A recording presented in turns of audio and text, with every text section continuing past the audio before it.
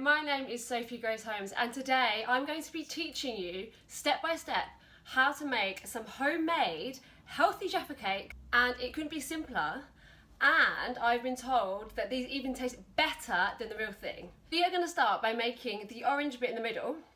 So all you need for this is 1 sachet of gelatine, a 1/4 cup of coconut sugar, and 120 ml of orange juice. But we are going to mix the sugar and the orange juice over heat so that the sugar dissolves into the orange juice, and then we're going to add the gelatine until it's into a smooth paste. Okay, so I've got my orange juice and I've got my coconut sugar, so I'm literally going to just pop them in together, and then I'm going to place them on the heat until it's all dissolved. While the sugar is dissolving, grab yourself a cupcake tray and line it with some foil. This is ready for when the gelatine's been added, and you can pour the mixture into the trays, ready to go in the fridge for a couple of hours to set. It's time to add the gelatine, and if you haven't got a sachet, you're adding 12 grams.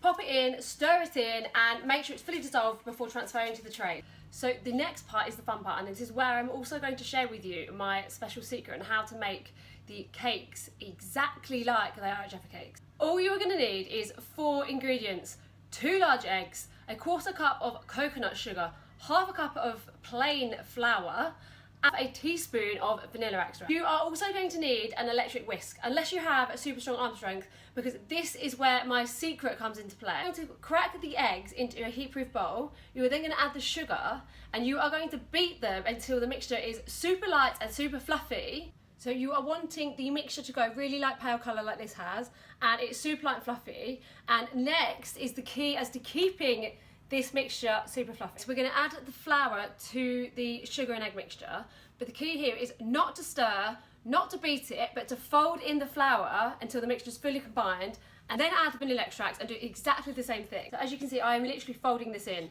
There is no stirring involved. This is the key to keeping those cakes super light, seriously fluffy, and I'm not even joking, you will not be going back once you've tried these. Just make sure you keep mixing until this is fully combined. This can be a little bit tedious, but trust me, it will pay off.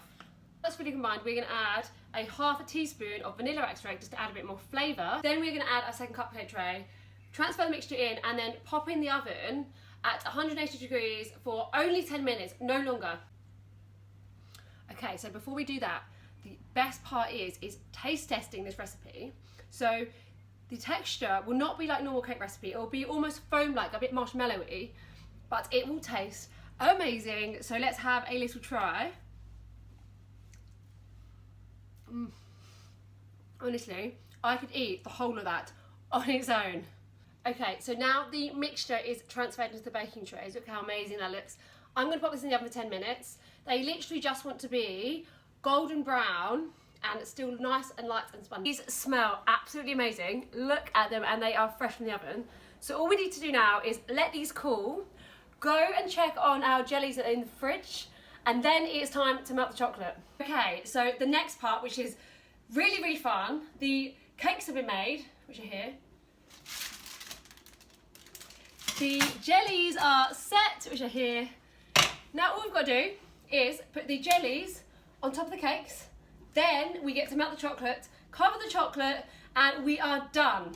So this recipe is super easy, super fast, and I am so excited for you to go. We have put the jellies and the cakes together. We are going to melt the chocolate, cover them, and then we're going to try them. So I've got 75% dark chocolate. So we're using 150 grams, which should be enough to cover the cakes. But obviously if it's not, please do add some more, because I know that sometimes melting dark chocolate can be a bit hit and miss. Chocolate is melted. I melted mine on the hob, but of course you can do it in the microwave, but if you do it in the microwave, be careful because it's more easily burnt. I'm just going to leave that to cool for a minute or two, then I'm going to top these Jaffa cakes. Okay, they are done, they are covered, and now I'm going to be really naughty and try one early.